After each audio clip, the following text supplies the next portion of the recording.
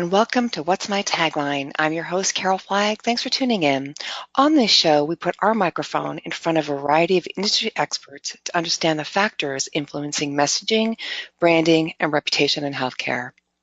You can follow the conversation on Twitter at hashtag What's My Tagline and follow me at Carol Flagg. My guest today is Bob Waddell, the Vice President of Hippo, an independent healthcare marketing and consultancy firm based out of Kansas City. Bob and I will be chatting about two unique marketing and branding initiatives created by his firm, one for Shawnee Mission Health, employing consumer segmentation techniques, and a second for the Susan G. Komen Foundation that involved giving users a virtual reality experience, placing them in a breast cancer survivor's story. Bob, thank you for joining me today. Thanks, Carol. It's great to be joining you. Yeah, I'm looking forward to the conversation. My first question, though, of all my guests is if you had to describe yourself as a tagline, what would it be? It's an interesting question, and I've actually been thinking a little bit about it, but I guess I would say walk the line one brick at a time. Okay. Yeah, I like that. Being on the client relations, strategic side of our business, for most of my career at least, I've always seen it's kind of my job to be the face of the agency in front of our clients, but at the same time be the face of the clients in front of our agency. And so every experience I've accumulated along the way kind of adds up like bricks on a path and really lays the foundation to allow me to get the most out of both sides in order to achieve both of our goals. So, yeah. Do you employ the same tagline in your personal life? Yeah, pretty much. I mean, I'm a father of two, and so every day is a learning experience for me. And I definitely have to walk the line on how I do things at home as well. Oh, good for you. Well, so before we talk about the two initiatives created by your firm, tell me a little about your background, how you got into marketing, and how you got into healthcare. Yeah, so I grew up in a very small town in Iowa, about 1,000 people. And so I went to a liberal arts school there in Sioux City called Morningside College. And I went in with an undecided major because I didn't know what I wanted to do. I had a few ideas, but I do believe unless you're going to be a doctor or a lawyer and you know that going in, it's probably best to be undecided because it kind of leaves your options open. So when I was in high school, I think I was a senior, I took like a class and did a marketing competition, which I knew nothing about marketing. And I actually did fairly well. So I was like, all right, maybe that's an option someday. But I really had no idea what I wanted to do until the end of my freshman year at Morningside, when I kind of sat there through a presentation by the school's representatives for the National Student Advertising Competition. And after I saw the presentation, I was like, man, that's what I want to do, because it combined a bunch of things I was interested in, business, creativity, showmanship. And so I ended up going through that program and really enjoyed that, learned a lot. And then I ended up moving out to Cleveland, Ohio, actually, of all places, and went with my girlfriend, who's now my wife, because she's going to go to grad school out there. And so I ended up getting a job at Donor Advertising, which at the time was the largest private agency in the world. And so I was working in their Cleveland office and started working on QSR. I did Arby's and also did a little bit of like UPS store. So I got some good co-op experience, which I believe if you're going into advertising and marketing, it's kind of like baptism by fire. Yeah, for sure. One thing to have one client, but it's another thing to have 30 or 40 franchisees staring at you at the end of the table saying, "Why aren't we selling more roast beef sandwiches?" Yeah. So exactly. After that, I guess we ended up moving to Omaha, Nebraska. Worked at an agency there, doing account management and digital. Worked on a variety of different industries, from healthcare to financial to retail, some CPG. Nebraska Lottery was one of my accounts, so I got to do some fun things there. But then ended up moving to Kansas City, and I've found a home here. We've really put down roots and grown our family here, and I've found a home here at Hippo as well. So. Now, Hippo is in the healthcare sector, or other verticals as well, or is that how you got into this side of the business, the healthcare vertical, through Hippo? Yeah, Yeah, so Hippo is actually a division of an agency called MBB Agency, and it was started back in 1982 by a guy by the name of John Mueller, who was kind of a creative legend here in Kansas City. And one of his first clients was a local hospital here, and so I think he started out doing some design work for them, and at some point they're like, "Hey, do you guys buy media?" And he goes, "Sure, we buy media." And so he came back to the office and was like, "Who here can buy media?" And so I think that's how most agencies kind of start out, right? Right. And so over the years, we've really grown the healthcare side of the business, but we also have another side that does more CPG and Hmm. education and things of that nature too. But back in about 2005, our current CEO came on board and really brought a strategic vision to the creative side of things. And so in 2007, we ended up starting Hippo, which is our healthcare division. And a lot of people think we say HIPAA when we say that, Right, right. which, You can see makes sense. you could see how that could happen. Absolutely. But really, it was kind of born out of the idea of the Hippocratic Oath and Hippocrates, because he saw medicine as a blend of art and science. And so that's kind of how we saw healthcare marketing as well. And so going forward, we still have the same great creative backbone that we've always had, but I think we've just built around that and brought in a lot of smart people from the strategic side, but also the consumer engagement side, which for us encompasses our digital team and then our paid, owned, and earned media teams as well. Right. I think it's interesting that you talk about the blend of art and science. That's a great segue into the first, I guess, use case that you're going to discuss with me, which is a Shawnee Mission Health provider search website, myhealthkc.com. And so this was an initiative where you actually used segmentation techniques to create a provider search website for consumers. It's kind of I would think for a lot of agencies a little outside their bailiwick, but you guys are doing this. So talk to us about the myhealthkc.com website and what your plans are for it going forward and why it was an important marketing vehicle for the Shawnee Mission Health. Yeah, so it's been a fun ride so far. I mean, I think we've learned a lot along the way, but it kind of originated because at one point a few years back, Shawnee Mission made the decision to really invest in digital, and obviously not move away from traditional because that's still important, right? And we got to get the message out there too. But we wanted to find ways to help them become a health and wellness hub for Kansas City. Obviously, they're always looking to grow market share, and one way to do that is through primary care, because obviously for most hospitals and healthcare systems, besides the ED, primary care is the front door. So we wanted to find ways where we could engage with consumers and existing patients out there, give them information, but it's so hard to find a doctor that you actually want to go to. And so we kind of developed this idea of, most hospitals have find a doctor portion to their website, but we want to take that a step further. And so we worked with Shawnee Mission Health as well as a company called C2B Solutions, who has a patented scientific algorithm that they use, and we've incorporated into the site, which actually allows consumers to come on and go to the website, and they take a short 12-question survey.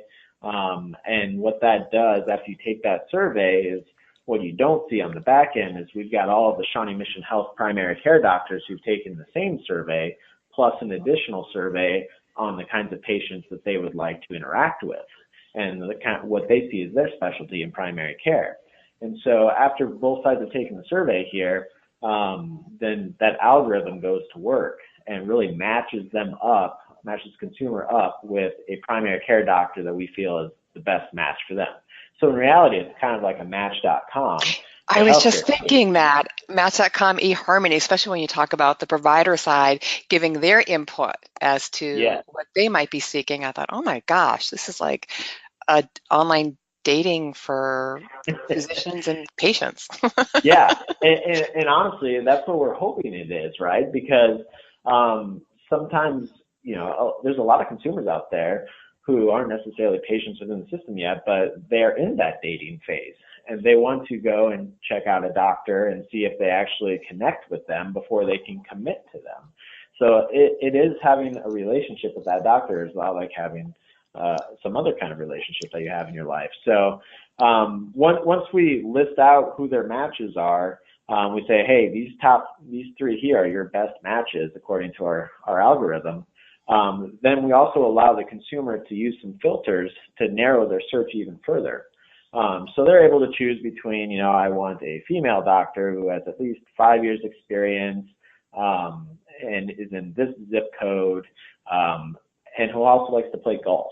You wouldn't think like personal interests like that is very important, but actually we have found that it has been quite important for people to find something in common with their doctor that they can talk about when they go into the visit for the first time.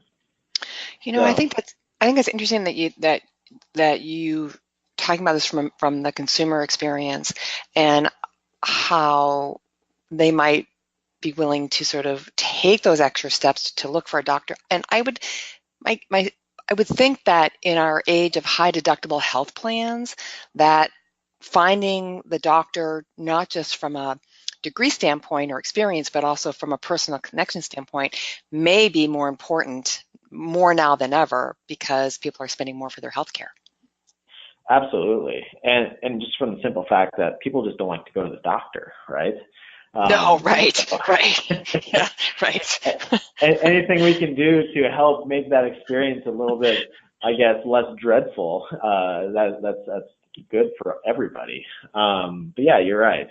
And so once they get to a point where, hey, I've narrowed it down to, let's call it 5 doctors or whatever, then they can go in and they can take a look at their physician profile. And again, a lot of websites have these profiles, and we've got some similar things as well. There's a video of every doctor that we have on there, so you can actually see and hear the doctor before you go in, so you know who you're actually going to see.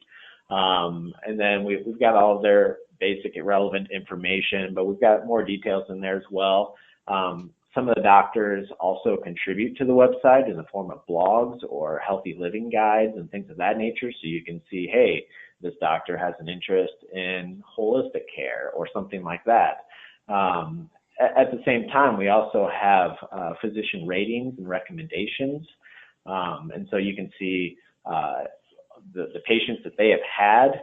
Then we'll give them, let's say, 4 stars or 3.5 stars, but also we have recommendations and comments from the patients too. So everything that is on there, unlike a Yelp or things like that we don't know that could possibly be unsubstantiated claims.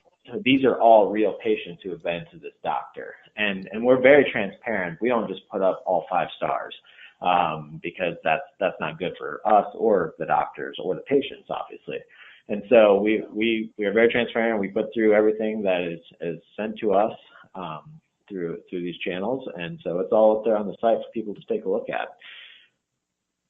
So you've done all the heavy lifting at myhealthkc.com, and I would imagine now it becomes scalable, right? So I would think that the next wave would be to take these to myhealth, nyc.com or myhealthla.com or something like that, city by city, correct?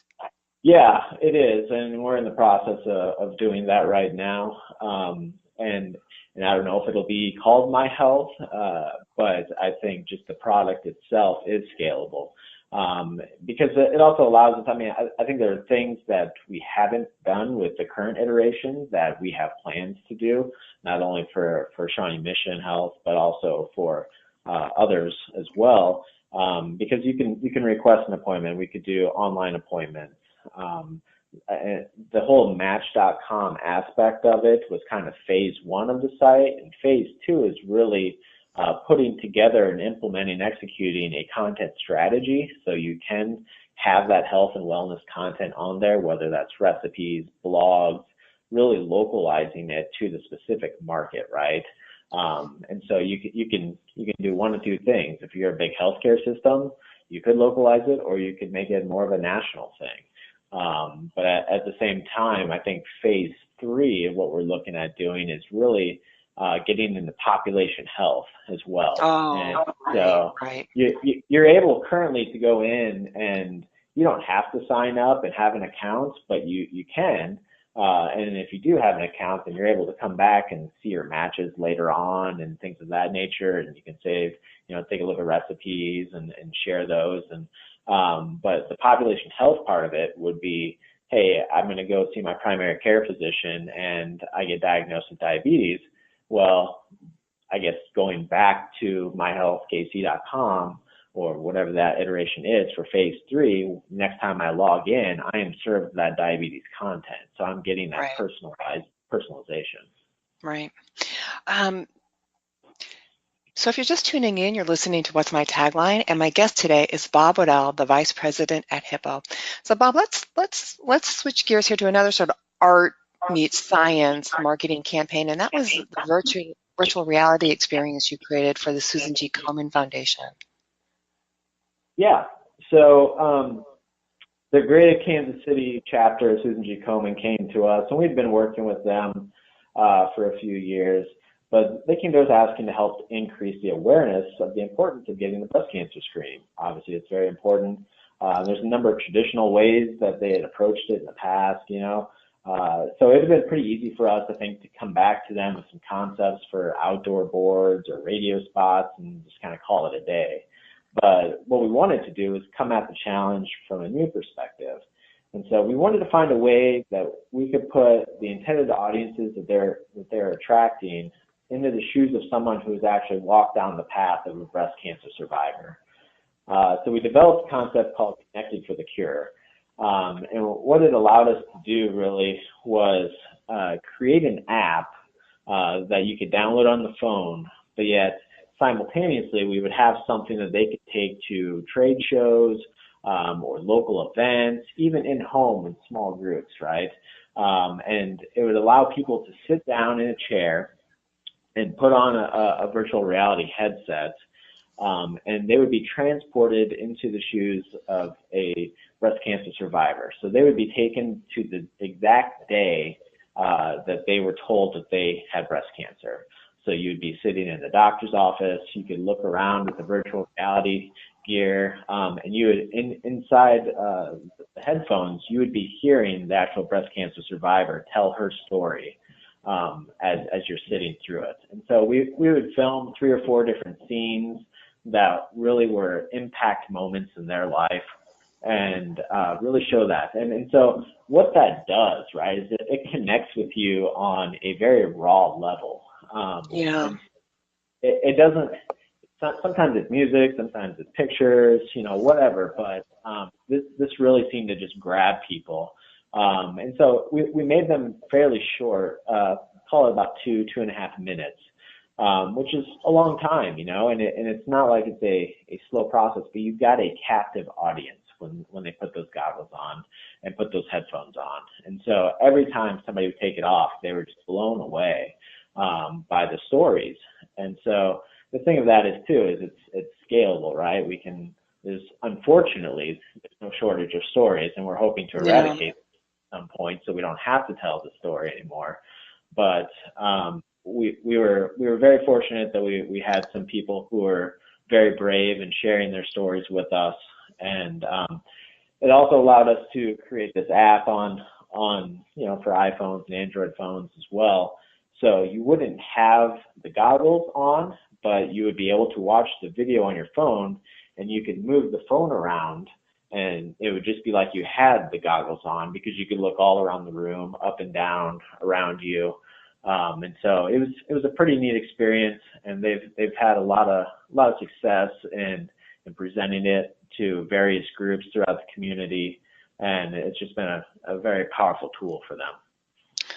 Yeah, and of course, so many people are affected or know somebody, or they know somebody who knows somebody who's had to deal with breast cancer. It's you start talking to people, and you don't have to go very far outside your own circle of family and friends to realize the impact breast cancer, both in women and men, impacts impacts us as a culture. Absolutely. Yeah. So I think it's really interesting that these two experiences that we're talking about today, they're to me very retail-y, and I know you have a retail background, but to me they're very, very much, retail, very current, very now, and yet they're related to healthcare, which is, of course, sort of, I think, somewhat of a conservative vertical when it comes to doing marketing initiatives and trying new things. So what do you think, just from a traditional marketing and digital uh, planning that healthcare organizations go through today with or within an agency? I think they really have to look outside the box. I think that you and I would agree on that to make some headway. You talked about marketing as art plus science. You talked about it from a showmanship kind of standpoint, and I totally agree. What advice would you give to hospital systems and healthcare organizations about really rethinking their marketing strategies? Yeah, I mean, granted, obviously we do a little bit of everything, right? And so I do believe that traditional and digital marketing are still relevant, still necessary. Sure. If you don't utilize them, it's kind of like baking a cake without eggs and flour. Like, you can do it, but you're limiting yourself, I think, in what you're capable of. But yeah, I think it's true. I think what you have to do is you've got to find a hook. Sometimes that hook will come in the form of a song or an image that connects on an emotional level. Sometimes that hook will be a scientific algorithm that you're going to help you find a doctor, and that'll connect more on a rational level. But no matter what the concepts you're employing, you just have to provide some sort of benefit to the audience you're seeking to attract. And so consumers are at different points in their healthcare journeys. Sure. Some consumers might have very basic needs, like seeking wellness content to keep them healthy. Some others may have specific needs, such as finding a bariatric surgeon.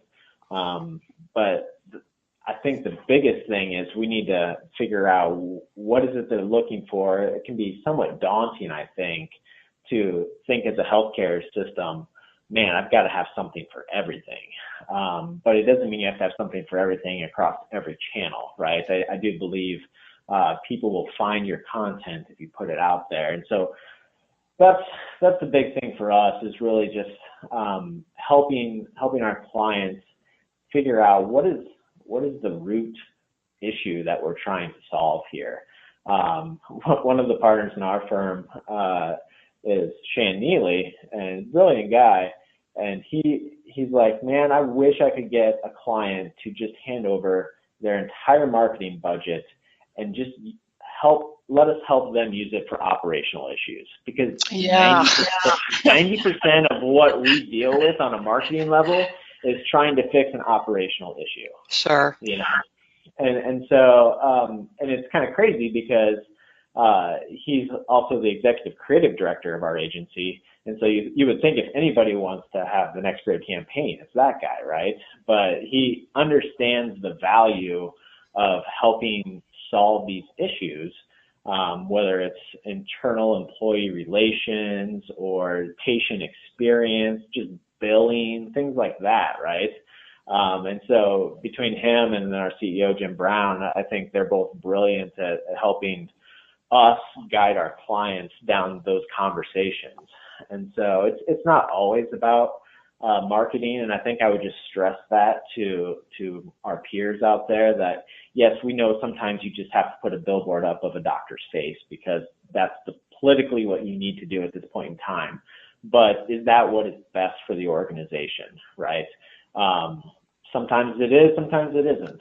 So I think just looking beyond the scope of their comfortability and what they're used to, I think, is the biggest thing. So we've got a few minutes left. Talk a little bit about what's next for you guys at Hippo. What do you got coming down the pike?